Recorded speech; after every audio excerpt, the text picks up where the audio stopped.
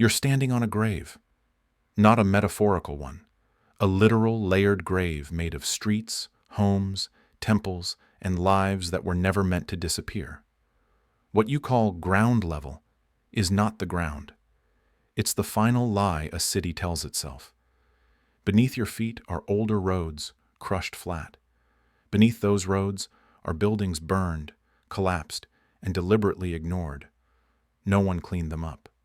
No one recorded their last day.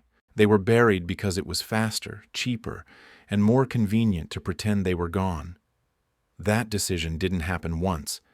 It happened over and over again, across centuries, until entire cities were lifted tens of feet higher while their past suffocated underneath. This isn't a mystery uncovered by archaeologists. It's a crime scene hidden in plain sight.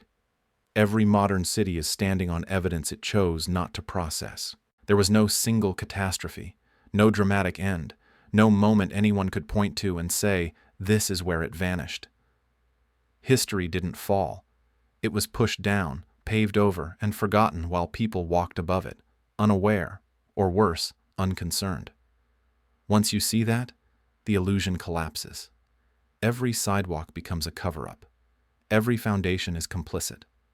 And the most disturbing part isn't that this happened. It's that this is how civilization works. Survive now, bury the consequences, and call it progress. Rome did not survive because it was resilient. It survived because it was ruthless with its own past. Fires ripped through the city so often they stopped being remembered as disasters. Buildings collapsed, streets filled with stone, ash, and rot, and the city faced a choice every time: clear the ruins or bury them. Clearing meant delay. Burial meant continuity. Rome chose continuity. Crews flattened debris, leveled shattered walls, and poured new life directly on top of the old. Each rebuild raised the city by a few feet, just enough to move on, just enough to forget. Streets were resurfaced higher, doorways shrank, windows sank below ground. What had been ground level quietly vanished. This was not negligence, it was strategy.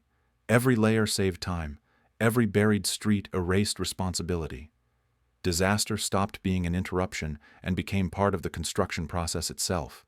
Rome learned to metabolize catastrophe. Rubble became foundation. Ruins became infrastructure. The past became weight, sealed under stone where it could no longer accuse anyone. Over centuries, this logic stacked the city upward like a record of unprocessed trauma. Entire neighborhoods disappeared without names, without funerals, without records. People adapted because adaptation was required. You stepped up to enter your home. You accepted that yesterday was now below your feet.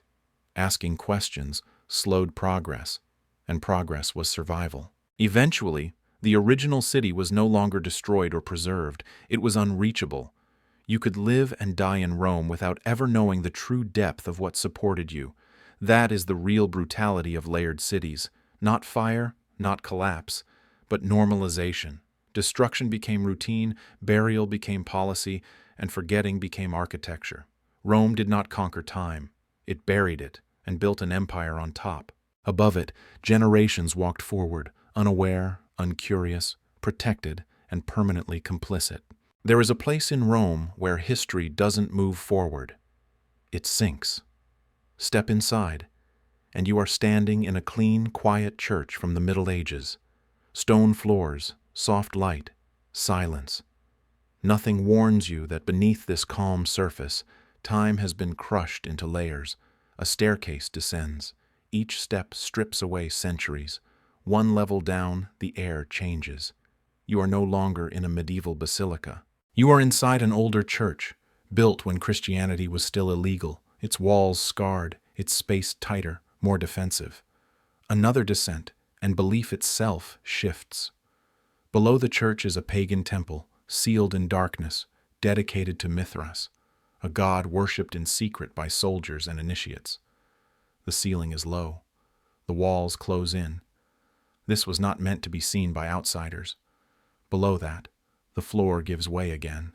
Now you are standing inside a private Roman home from the 1st century, a place of daily life that once had windows, laughter, and a street outside its door.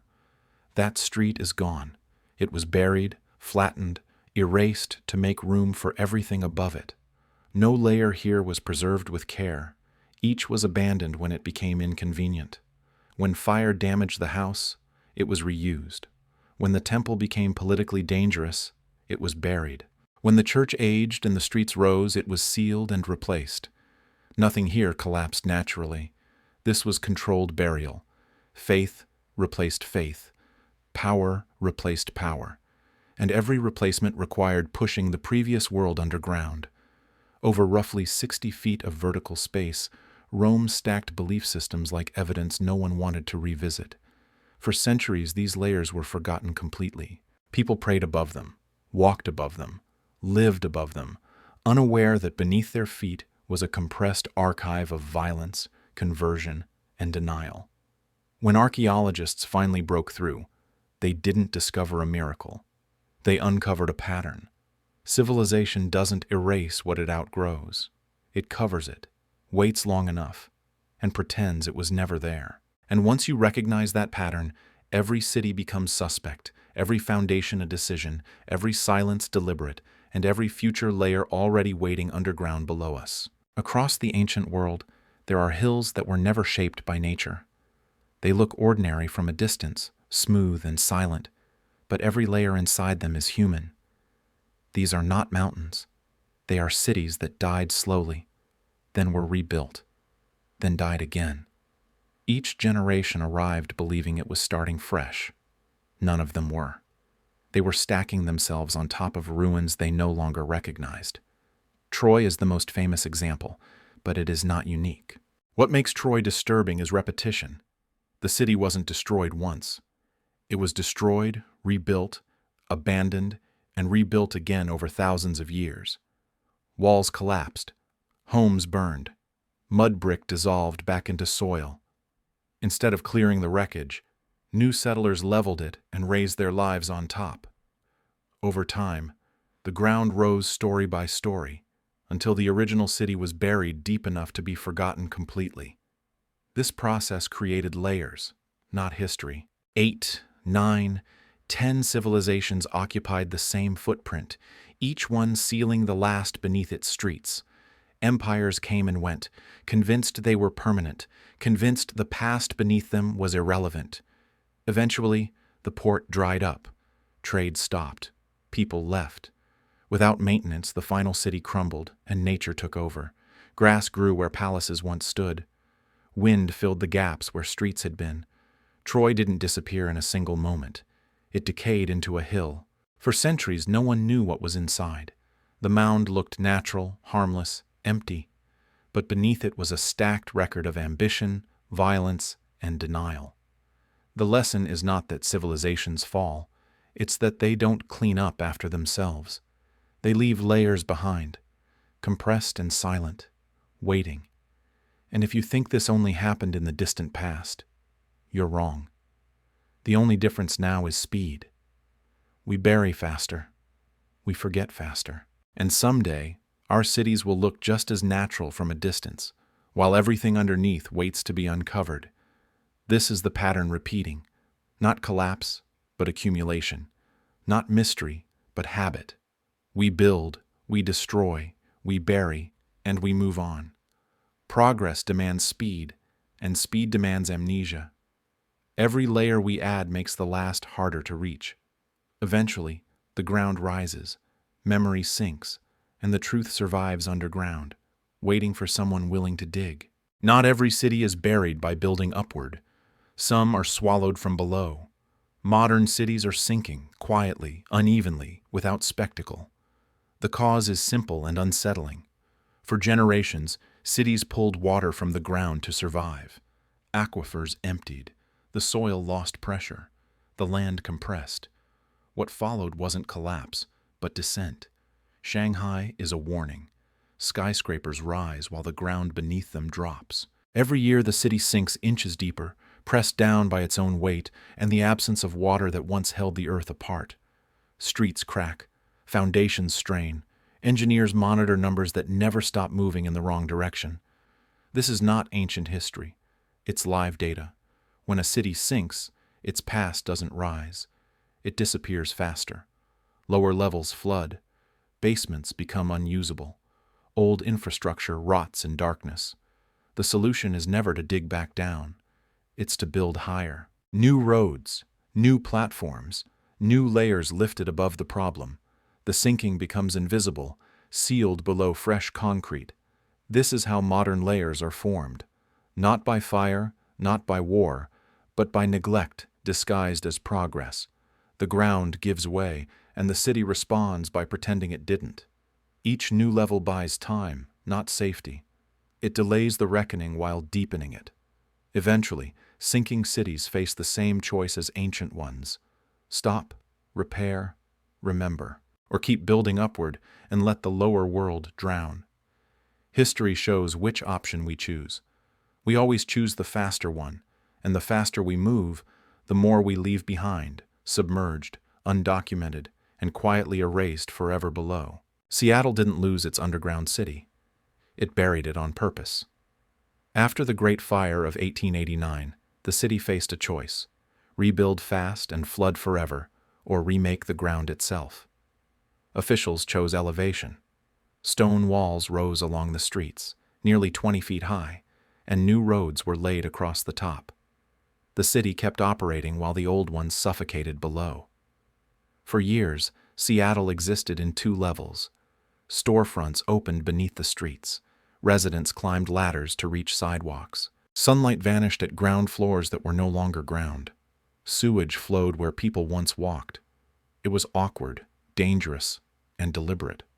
The lower city wasn't cleaned. It was sealed. Then came the fill. Dirt, rubble, and debris were dumped between the walls, entombing entire blocks. Houses, hotels, sidewalks, and signs were swallowed intact, preserved in darkness like evidence locked in a vault. When the fill reached street level, ladders disappeared, doors were bricked shut, and the city pretended nothing was missing. Seattle solved flooding by forgetting. The past became a drainage problem, handled by covering it up. Tourists now walk tunnels beneath the streets and call it history. But this wasn't an accident or a tragedy. It was a policy decision. Raise the present. Bury the inconvenient. Move forward. That's the pattern at its most honest. No myths, no centuries of distance. Just a city choosing speed over memory, safety over truth, and concrete over accountability. Seattle didn't inherit a buried city. It created one, deliberately, efficiently, and permanently. This choice still shapes the city every single day. Cities are not built on top of history by accident. They are built that way because remembering is slow, expensive, and dangerous. Clearing ruins takes time. Digging up the past invites questions, and questions delay progress, so civilizations choose the easier option. They build higher, seal the lower levels, and let memory suffocate in the dark. Over centuries, this habit becomes invisible. The ground rises, the past sinks, and nobody notices until someone digs. By then, the damage is permanent. What's buried is no longer just stone and streets. It's accountability. It's evidence. It's proof that progress was never clean. One day, our cities will become layers too. Not because we failed, but because we did exactly what every civilization before us did. We survived first, forgot second, and called it advancement. And history will wait underground, silent and unforgiving.